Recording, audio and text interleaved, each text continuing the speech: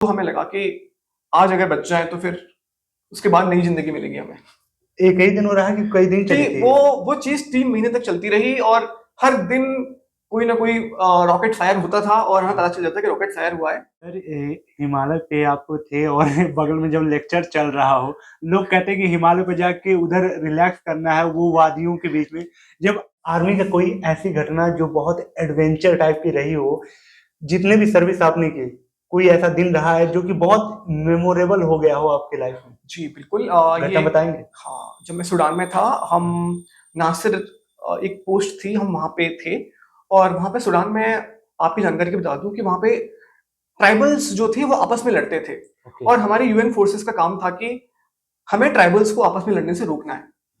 पर हमारी ऐसी लोकेशन थी जहाँ पर ट्राइबल्स और गवर्नमेंट फोर्सेस आमने सामने थे और उनमें लड़ाई छिड़ गई और वो बहुत भयंकर लड़ाई हुई और वहाँ पे रॉकेट लॉन्चर्स वगैरह भी फायर हो रहे थे और कम से कम 5,000 राउंड्स फायर हुए और हम केवल यूएन के 40 लोग थे। तो और हमारा कुछ रोल नहीं था बिकॉज हम उनके बीच में बीच बचाव करने की स्थिति में भी नहीं थे, क्योंकि यदि हम बीच बचाव करते तो वो जो रेबल्स थे वो ये मानते कि यूएन गवर्नमेंट फोर्सेस के साथ है। तो हम ना बीच बचाव करने की स्थिति में थे और हम उनके बीच में हम आ गए थे। नदी एक थी, नदी के उस तरफ रेबल्स थे, इस तरफ गवर्नमेंट फोर्सेस थी और हम नदी के इस तरफ थे गवर्नमेंट फोर्सेस के साथ और बड़े बड़े हथियार यूज हो रहे थे। तो उस दिन तो हमें लगा कि आज अगर बच जाए तो फिर उसके बाद नई जिंदगी मिलेगी हमें। एक ही दिन हो रहा है कि कई दिन चली कि थी? वो चीज 3 महीने तक चलती रही और हर दिन कोई ना कोई रॉकेट फायर होता था और हमें पता चल जाता कि रॉकेट फायर हुआ है। तो वहां पे सेफ हेवंस उन्होंने बना रखा था, एक मेटेलिक बॉडी का उन्होंने बनाया था स्ट्रक्चर कि यदि ये आपस में फायर करते हैं तो आप एक सेफ हेवन में आप छुप सकते हो। पर एक्चुअली अगर हम फाइट कर रहे होते उस स्थिति में तो हमारा रोल अलग होता। हमारा रोल वहां नहीं था। वो कहते हैं ना कि उसकी शादी में अब्दुल्ला बेगाना, अच्छा। है ना? तो वो वाली स्थिति थी हमारी। अच्छा। हमारे पास हथियार थे, हमारे पास बीएमपी भी थी, हमारे पास बहुत कुछ एम्यूनिशन भी था। पर चूंकि हमारा रोल हमें डिफाइन नहीं किया था और वो रेबल्स के पास बहुत बड़े बड़े हथियार थे। देखिए खाने के लिए कुछ नहीं था उनके पास, तो उनके पास हथियार पूरे थे। अमेरिकन M4 उनके पास थी और मल्टी बैरल रॉकेट लॉन्चर्स उनके पास थे। तो बड़ी गंभीर स्थिति बन गई थी सर। जीवन का पता नहीं था कि होगा। तब मैं सोचता था कि चलो जिंदा बचे तो यूपीएससी देंगे फिर। ओके सर, इस मोमेंट को थोड़ा सा एक और मोड़ देते हैं। जब ऐसी सिचुएशन से आप निकलते हैं, हाँ, और आप सिविलियंस के बीच में आते हैं और आपको एक डीएसपी की पोस्ट मिलती है जी, तो ये जो माइंड सेट आपका है वहां से यहाँ डीएसपी बनना, ये बैलेंस, मतलब पहले तो फील क्या हो रहा है कि ये कैसे बैलेंस करने का सोच रहे हैं? देखिए कैसे देख रहे हैं? देखिए मैं इसको इस तरीके से देखता हूँ। कश्मीर में भी ऐसी बहुत सारी सिचुएशंस आई कि हमें खबर मिली कि आतंकवादी बैठे हुए हैं और हमें बोला जाता था कि आपको इनको खत्म डिस्ट्रॉय करना है। क्योंकि खबर कभी पक्की नहीं होती है और चीजें बहुत कश्मकश की स्थिति होती है। कई बार आपको जो सोर्स है वो भी आपको धोखा दे सकता है। तो एक वो सिचुएशन है।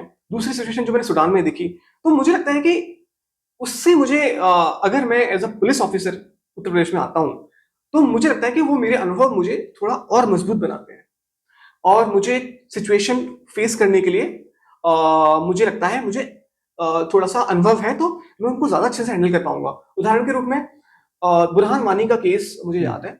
उस समय कश्मीर की हालत बहुत खराब थी और हर दिन पत्थरबाजी होती थी। तो वो सिचुएशन में हमने फेस की है।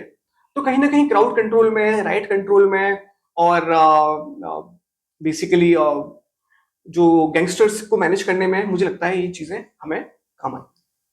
बहुत सही सर। होप गाइस ये वीडियो आपको वैल्यूएबल लग रही हो। कैसी लग रही है आप कमेंट करते चले, साथ ही लाइक करते चले वीडियो को। और सिविल सर्विस की तैयारी करते हैं तो चैनल से जुड़ते चले। स्ट्रेटजी से थोड़ा सा ये वीडियो मैं ऊपर लेके चल रहा हूँ, क्या पढ़ना कैसे पढ़ना सब लोग जानते हैं, लेकिन फिर भी उस कड़ी में थोड़ा सा और डिटेल बात करते हैं जिसको नहीं पता है। अब उसके लिए अगली बातें होने वाली हैं। तो चलिए, जो आप जानने आए हैं सर की स्ट्रेटजी, उस पर डिटेल बात करते हैं। तो सर 1 से लेकर 4 तक की जो आपकी स्ट्रेटजी रही है वो सीधे सीधे बताएं कि क्या रही है, cut to cut. Cut to cut ये रही है कि आपने जो सब्जेक्ट जहां से पढ़ा है, फॉर एग्जाम्पल मैंने पॉलिटी वीर सर से पढ़ी है या मैंने इकोनॉमिक्स मृणाल सर से पढ़ी है या फिर किसी ने थे आईएएस से पढ़ा होगा, किसी ने डिस्ट्रिक्ट से पढ़ा होगा, जो भी सोर्स हो, आप रिवाइज करते रहिए सर।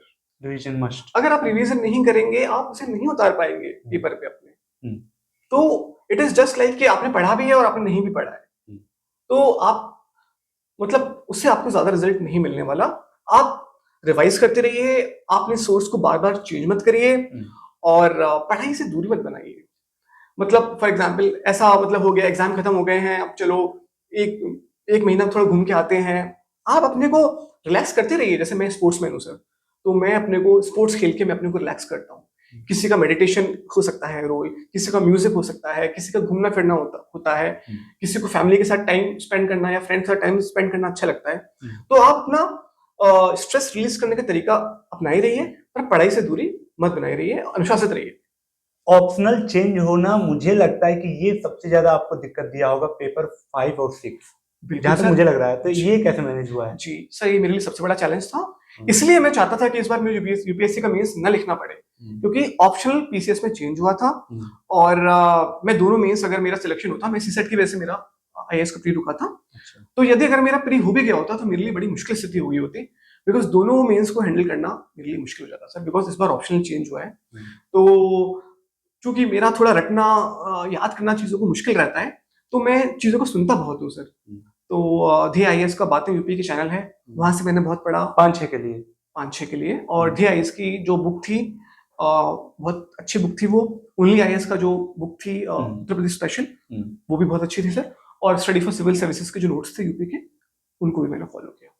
तो सर आपने बताया था कि जो आपका पहला अटेम्प्ट रहा है उसमें आपने डिप्टी जेलर की पोस्ट पाई थी, तो 1 हफ्ते लेट होने की वजह से, ये किस्सा क्या है? ये सर ऐसा हुआ कि ज्वाइनिंग लेटर देने के बाद, मिलने के बाद मैंने रिलीज के लिए अप्लाई किया, और सेना ने 6 महीने से ज्यादा का समय ले लिया। तो इस बार चूंकि थोड़ा मैं प्रेशर में भी था, मेरी ज्वाइनिंग नहीं हो पाई थी, समाज के लोग भी बहुत सारे प्रश्न पूछ रहे थे। तो इस बार सर मैंने बहुत मेहनत की और मैंने अपना बेस्ट एफर्ट लगाया, तो उसका कहीं ना कहीं मुझे फायदा हुआ है सर। ओके, थोड़ी आपके डिटेल जर्नी पे चलते हैं। आपके लोगों ने जो वीडियो में देखने आए, आपकी स्ट्रेटजी जानने आए हैं, तो उससे पहले मैं थोड़ा सा आपके बचपन की तरफ लेके चलता हूं कि आपकी स्कूलिंग जो हुई है, किस टाइप के स्टूडेंट रहे हैं। लगातार आप फोर्थ लाइन में ही आगे चल रहे हैं, तो ये जो किस्सा है बढ़ाने का आगे, तो स्टार्टिंग से आप ब्रिलियंट रहे हैं या फिर एवरेज स्टूडेंट रहे, कैसे रहे? देखिए सर, मैं स्टार्टिंग से ही ब्रिलियंट स्टूडेंट रहा हूँ, और मैं इसका उदाहरण आपको दूं, मैं हमेशा क्लास में फर्स्ट आया हूँ, first to 12th। Okay. Even in Sainik school I was topper throughout. और एनटीएससी का स्कॉलरशिप भी मैंने उठाई। वहां पर जितने भी स्कॉलरशिप एग्जाम्स होते थे वो मैं देता था, वहां मुझे छात्रवृत्ति मिलती थी। और उत्तराखंड स्टेट में था मैं, तो वहां पे मैंने 2 बार स्टेट भी टॉप किया मैथ्स ओलंपियाड में। एफएमसी में भी मैंने बहुत अच्छा किया, वहां पर भी मैं कॉलेज कैप्टन था। स्कॉलरशिप्स मुझे हमेशा मिलती रही, तो मैं अपनी पॉकेट मनी तो स्कॉलरशिप से ही बना लेता था सर। ओके, मुझे नहीं लगता कि इन सब चीजों के साथ आपने कभी कोचिंग भी ली होगी, टाइम मिला? नहीं सर, मुझे कभी समय नहीं मिला। और देखिए, सेना में मेडिकल ऑफिसर को छुट्टी उतनी आसानी से नहीं मिलती, तो जो भी मेरी पढ़ाई हुई है और वो ऑनलाइन हुई है सर। और हाँ, पिछले 6 महीने जो इस वाले एग्जाम के लिए मेरे 6 महीने मिल गए थे, क्योंकि मेरी ज्वाइनिंग नहीं हो पाई थी। अदरवाइज अगर मेरी ज्वाइनिंग हो जाती तो शायद इस तरीके का फ्री का समय मुझे नहीं मिल पाता। ओके, आपने कोचिंग नहीं ली और लगातार आप सर्विस में रहे हैं, टाइम बैलेंस करना बहुत बड़ी चुनौती रही होगी आपको। तो मैं ये जानना चाहूंगा सर कि जब कोचिंग नहीं लिए, आपको वैसे डायरेक्ट गाइडेंस नहीं मिली, यानी आपको ऑनलाइन जो भी जहां से मिलता था आप अपने नोट्स में या फिर जैसे भी मेमोराइज करते रहे हो, ये तो आई थिंक बहुत ज्यादा हेक्टिक काम रहा होगा। कैसे उन चीजों को बैलेंस किया फिर आपने?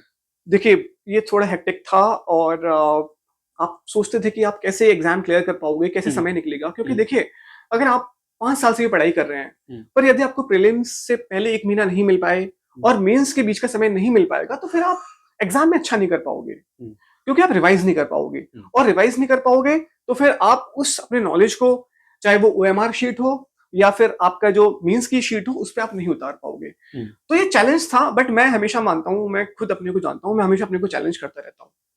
इवन सेना में भी मैं हमेशा वॉलंटियर करके डिफिकल्ट पोस्टिंग्स भी गया। और वॉलंटियर मैं परमानेंट कमीशन ले सकता था, पर मैंने शॉर्ट सर्विस लिया, क्योंकि उस वक्त भी लोगों ने मुझे गाइड किया था कि आप क्यों कर रहे हो ऐसा। तो पर मेरे मन में कोई संदेह नहीं था, क्योंकि मैं अपने को चैलेंज करने से घबराता नहीं हूँ। ठीक है जी।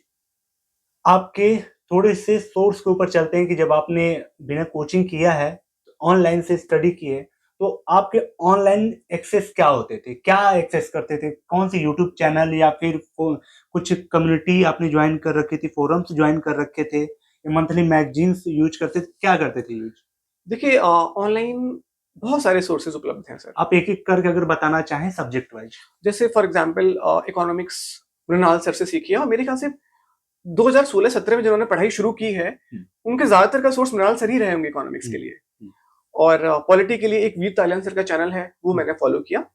और स्टडी आईक्यू के बहुत सारे टीचर्स हैं, चाहे महिपाल सर हों, चाहे प्रशांत धवन सर हों, और अंकित अग्रवाल सर हों, इन सब ने मुझे बहुत गाइड किया। उसके अलावा ओनली आईएएस एक चैनल है। आप जैसे फॉर एग्जांपल मैं कश्मीर में था, हिमालय की चोटी पे आप बैठे हुए हो, और आपके पास उस वक्त आप फ्री हो, या मैं अफ्रीका में था तो आप फ्री हो, तो यदि आपके पास कोई आप कुछ काम भी कर रहे हो जो आपका बहुत ज्यादा उतना बिजी काम नहीं है, तो आप साइड में अपने लेक्चर सुनते रहिए। आप ट्रैवल भी कर रहे हो तो लेक्चर सुनते रहिए, और कहीं ना कहीं उससे ना आपको प्रेरणा मिलती रहेगी और आप स्टडी से टच में रहोगे।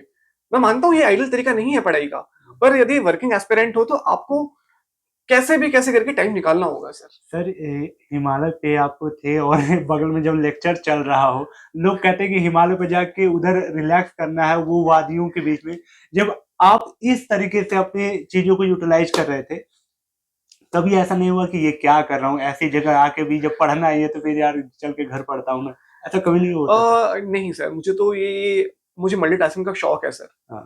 तो मुझे ये चीज ज्यादा अच्छी लगती है, और मैं आपको सच बताऊं तो मेरे जैसे लोग जितना मैं अपने को पहचान पाया हूँ, मतलब 2-3 साल लगातार पढ़ना, कहीं दिल्ली में जाकर या प्रयागराज जाकर, तो वो मेरे जैसे एस्पिरेंट के लिए थोड़ा मुश्किल हो जाता। तो ये जो तरीका मैं आपको बता रहा हूँ ना, सर्विस में रहते हुए पढ़ना, अपना समय निकालना, ये कहीं ना कहीं मुझे सूट करता था।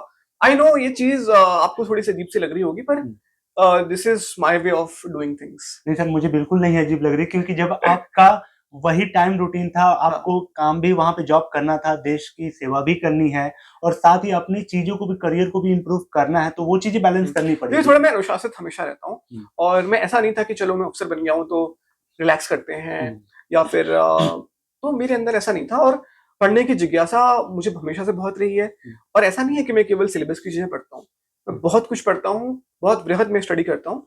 हाँ, जब एग्जाम थोड़ा नजदीक आता है तो फिर एग्जाम ओरिएंटेड पढ़ाई कर लेता हूँ, अदरवाइज मुझे पढ़ने का बहुत शौक है सर। आर्मी की पोस्ट आप एक बार थोड़ा सा बताएं, और उसमें काम क्या था आपका? सर मैं मेजर बन के रिटायर हुआ। बेसिकली जब आप जाते हो आर्मी में तो लेफ्टिनेंट बनते हो, फिर कैप्टन बनते हो, फिर मेजर बनते हो।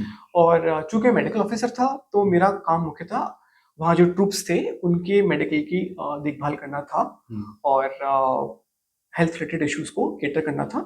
पर उसके साथ साथ आर्मी में आपको एडमिनिस्ट्रेटिव ड्यूटीज भी मिलती हैं, मतलब चाहे वो आपकी राशनिंग या क्वार्टर मास्टर हो, या एडमिनिस्ट्रेटिव ड्यूटीज लाइक एडजुटेंट, तो वो भी मैं करता था। ठीक है, कुछ ऐसी बात जो आप एज ए डीएसपी कहना चाहते हैं उन एस्पिरेंट से जो डीएसपी बनना चाहते हैं या फिर यूपी पीसीएस क्रैक करना चाहते हैं, चाहे लड़के हों लड़की हों, क्या मैसेज, मन की बात क्या है? देखिए, मन की बात सर ये है, बड़ी सिंपल है।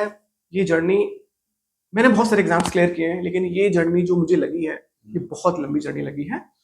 पर मैं ये भी कहना चाहता हूँ कि सिलेक्शन भी निश्चित है, सिलेक्शन भी होगा, लेकिन परीक्षा बहुत होगी आपकी। तो आप ये धैर्य मत खोइएगा सर। मैं कितने सारे लोगों को जानता हूँ, मेरे खुद के क्लासमेट्स जो 7-8 साल लगातार तैयारी करके सिलेक्ट हुए हैं, और मेरे कुछ और भी बैचमेट्स हैं जिनके बारे में मुझे लगता है कि वो अगले 2 साल में कोई ना कोई एग्जाम 100% क्लियर कर लेंगे। वो बस यही स्ट्रेटेजी है, चरह बहती चलती रहिए, अनुशासित रहिए और फोकस्ड रहिए। तो सबसे पहले आपको बताया थे या फिर अंकल को बताया था कि मेरा डीएसपी हो गया है? सबसे पहले तो अंकल को ही बताया था, और मुझे भी बताया था, दोनों साथ ही यहीं था, घर में ही तो थे। अच्छा, कहीं बाहर उसके बाद कहीं गए आप लोग घूमने? जी, अभी तो गए थे, यानी घर पे घूम के आए हैं, नानी के पास होके आए हैं, बता के गए थे, उनसे आशीर्वाद लेने गए थे।